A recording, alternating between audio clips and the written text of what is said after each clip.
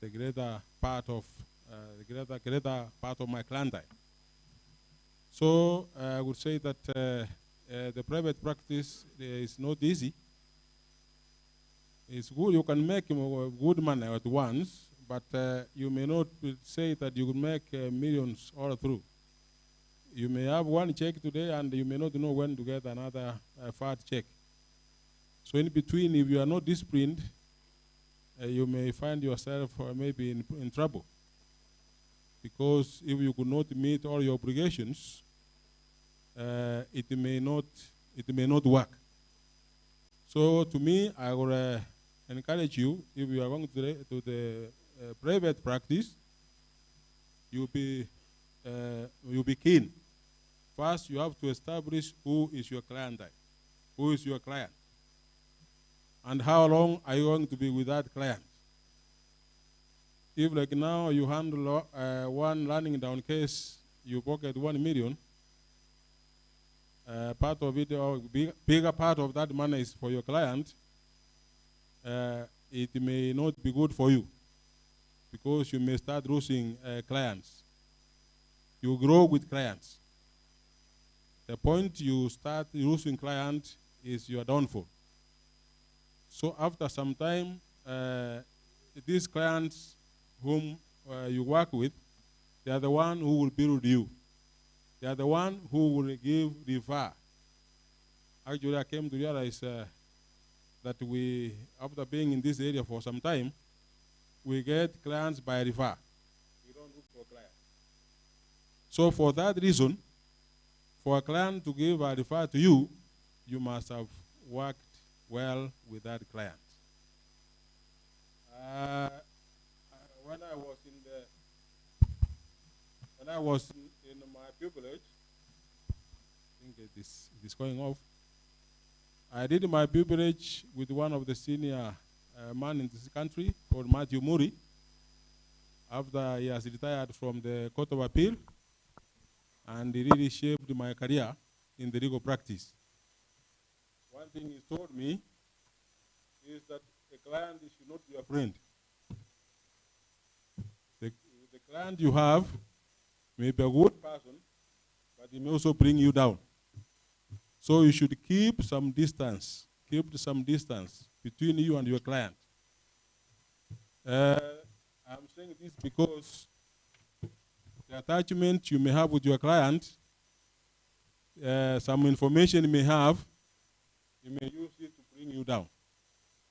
So in that case, you should keep some distance with your client.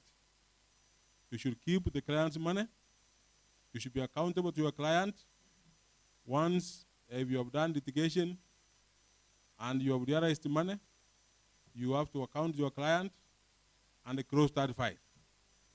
But if you are a bit luxurious and you exhaust client's account, they will follow you. I know a number of my colleagues, you may not find them in the office because there are so many people waiting for them to account for their money. And you find these colleagues, they call from somewhere and ask who is waiting me in the office. And he's told so and so is here. And he tells the clerk or the secretary, tell him that I am away. And now he comes to the office when he knows that the place is cleared. So that nature of practice is not good. That nature of practice cannot really keep your Christian faith. So it is good you have a specific discipline. Let the clients know that you are for them. And what you tell them again, you have to be firm. What you know is right. The client should not ringe you. You tell the client what is right, and if that is not take your instructions, you can tell him take the second opinion from somebody else. And by so doing, you have to be, you may not have all these clients all the time. Some of the clients you have may leave you, and others may come. And especially the area which I practice, where I represent a number of the cooperatives, I know I have a few clients of mine. They have been with me for the last, the years I've been in the practice. I've been with them, I've grown with them. So I know the importance of maintaining these clients. And also what I know in the private practice, the amount of money you make may not matter also. You may make a lot of money, and somebody may make not much, but enough to sustain and enable the office operate. So both of you are lawyers. So don't think that when you enter the private practice, you have to go for huge money. If you do that, then the private practice may not be good for you.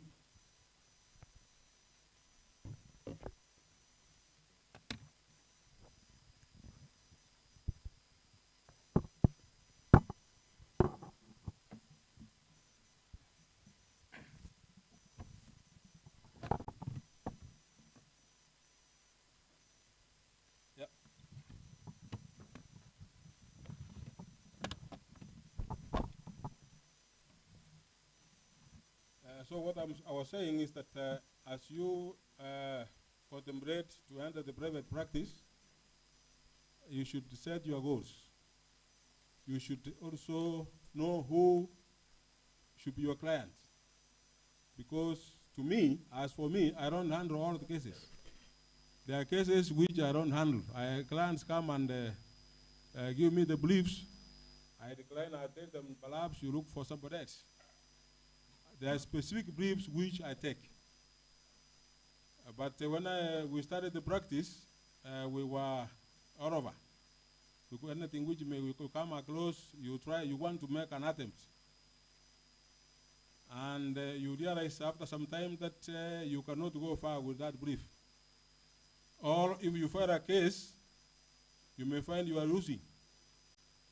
And if you lose a few cases, then you may feel that you don't have a future in that profession. So it is good that you try to learn a particular area and perfect that area for you to